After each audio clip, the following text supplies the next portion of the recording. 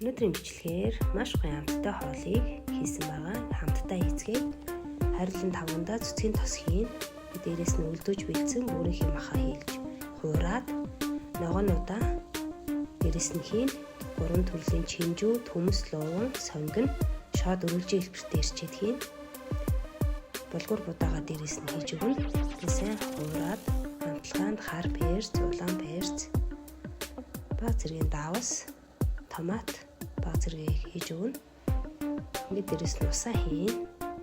Усаа нэг иймэрхүү хэмжээтэй байхаар хийгээд зөөлөн галаар 15-аас 20 минут туслахад ийм гоё амттай хоол бэлэн болсон.